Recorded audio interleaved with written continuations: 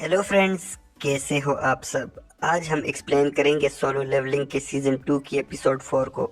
Episode 3 में जिनू सेरेब्रस के dungeon में जाता है और 100 में से 75 लेवल्स क्लियर कर देता है। इस एपिसोड में हम जिनू के डेट को भी देखते हैं। तो चलें वीडियो को शुरू करते हैं, लेकिन उससे पहले चैनल को सब्सक्राइब जरूर करें। एपिसोड 4 के स्टार्ट में जिनू डंजन से बाहर आता है और सोचता है कि अब मैं पहले से काफ़ी ज़्यादा स्ट्रांग हो गया हूँ।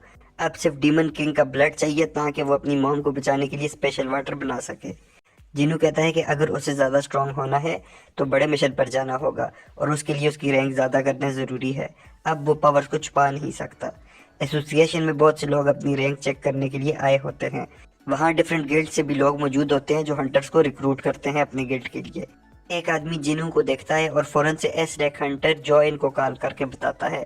उसी टाइम बेक भी एसोसिएशन ऑफिस की तरफ निकल जाता है। जिनू ऑफिस में जाता है लेकिन मशीन उसकी रीडिंग नहीं कर पा रही होती। वहाँ लड़की बहुत हैरान होती है क्योंकि ऐसा कभी नहीं हुआ। डायरेक्टर जब आता है तो वो समझ जाता है कि मशीन खराब नहीं है, बल्कि जिनू की पावर मशीन की लिमिट से ज्यादा है और जिनू इस मुल्क का 10th एस रैक हंटर बनने वाला है। जॉइन और कैंग रेड गेट के इंसिडेंट को डिस्कस करते हैं और दोनों यही चाह रहे होते हैं कि जिनू उनके गिल्ड में आ जाए। ऑफिस में सब लोग हैरान होते हैं क्योंकि जिनू 10th एस रैंक बनने वाला है। जिनू को ऑफिस वाले 3 दिन का टाइम देते हैं।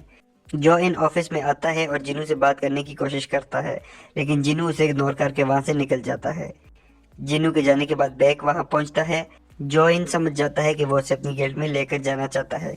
जिनू हॉस्पिटल में अपने मॉम के पास जाता है और उनसे कहता है कि आप थोड़ा इंतज़ार करें, मैं जल्दी आपको ठीक कर दूंगा। जिनू बाहर आता है तो हंटर एसोसिएशन का प्रेसिडेंट गो जिनू से मिलने के लिए आता है। गो कहता है कि तुम एस रैंक बन गए हो लेकिन अभी तक अनाउंस नहीं किया ताकि मैं तुमसे मिल सकूं। तुम्हें एसोसिएशन में लाना चाहता हूँ। तुम फ्यूचर में क्या करने का इरादा रखते हो। इस टाइम कोरिया में 5 बड़े गिल्ड हैं। क्या तुम गिल्ड ज्वाइन करोगे या हमारे साथ आओगे।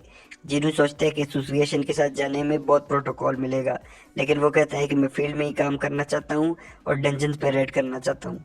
प्रेसिडेंट गो ये सुनकर बहुत हैरान होता है, लेकिन वो कहता है कि मुझे खुशी हुई है कि तुम जैसे बादल आदमी ने ये फैसला किया है। वॉन्ग की आंख खुलती है तो वो एक हॉस्पिटल में होता है। उससे वहाँ का चेयरमैन पूछता है कि संग 2 इंसान था क्या। वॉन्ग कहता है कि इतनी पावर किसी इंसान में नहीं हो सकती, वो 100% मैजिकल बीस्ट ही है।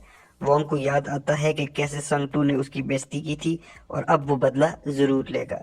जिनू एक माइनिंग टीम को ज्वाइन कर लेता है जिनका काम डंजन से जेमस्टोन को बाहर लाना है। जिनू की ड्यूटी ए रैंक डंजन में लगती है।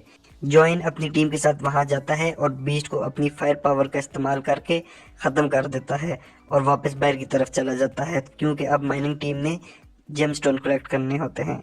डंजन के बॉस को अभी हराया नहीं जाता वरना डंजन बंद हो जाएगा।